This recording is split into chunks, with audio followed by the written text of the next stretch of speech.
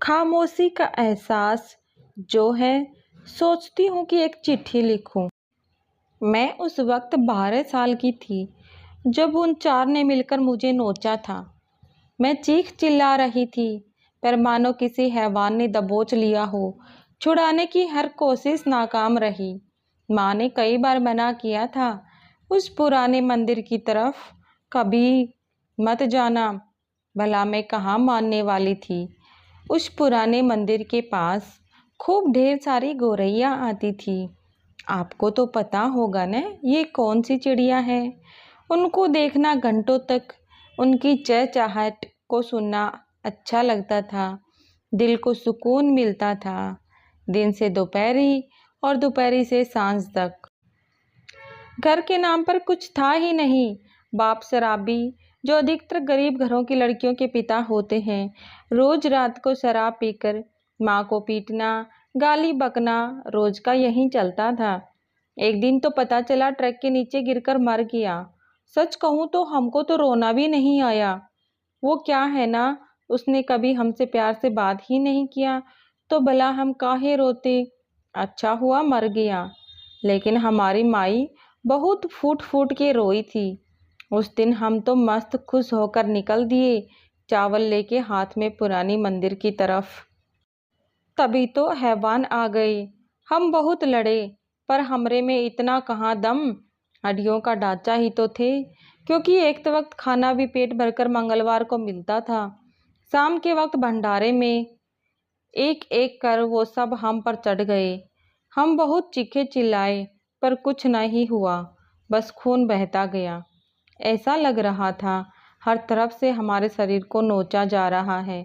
नीचे से हमें किसी ने चीर दिया हो, और वहाँ से कई लोग गुजरे और किसी एक की हिम्मत भी ना हुई कुछ बोलने की।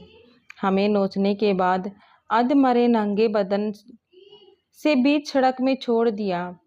तब भी कोई नहीं आया, बस पैरों की खटखट कर सब आगे बढ़ते चले गए। तभी एक बाबा, जो अक्सर हमसे मिलते थे, अपना कंबल उतार हमारे ढक दिए और आंसू गिरा बोले, बिटिया तू बहुत ही मासूम है। कितनी बार बोले थे, थोड़ा तेज बन, ये दुनिया तेरी मासूमियत के लायक नहीं। उठा हमें वो झोपड़ी में ले गए, हमारी देखभाल किए। हम तो बोराए से ही रहते थे, बस फर्क इतना था, पहले फुटपाथ पर और अब बाबा की झोपड़ी में। वहीं दर्द धीरे धीरे 7 महीना गुजर गया और हमें एहसास हुआ कि हम पेट से हैं। सच बताएं तो बहुत ही घिन आई खुद से, और उस बच्चे से तो मानो नफरत हो गई थी। तभी 2 महीना बाद एक लड़का को जन्म दिए। जब जब उसे देखते थे, तब सोचते थे ये पाप है, हैवान है, बस जख्म देता है हर वक्त। कुछ साल बीते ही थे, हम 16 साल के हुए। तब तक थोड़ा मोह आ गया था।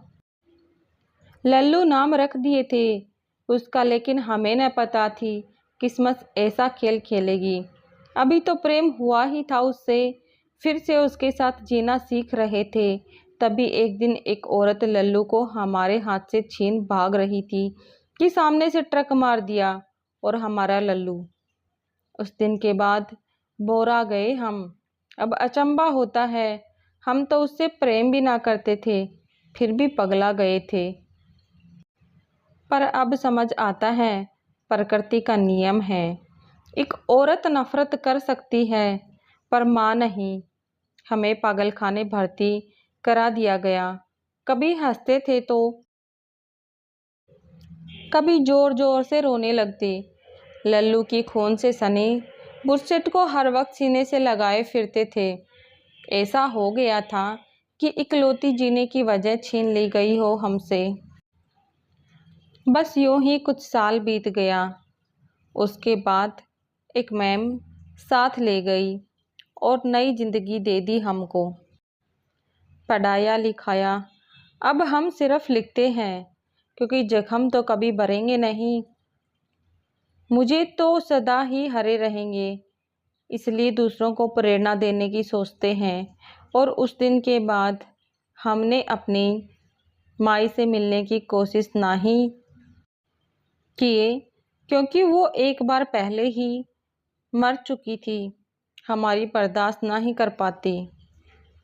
स्टोरी अच्छी लगे तो कमेंट करना ना भूलें दोस्तों। चैनल को सब्सक्राइब करना, वीडियो को ज़्यादा से ज़्यादा शेयर करना। धन्यवाद।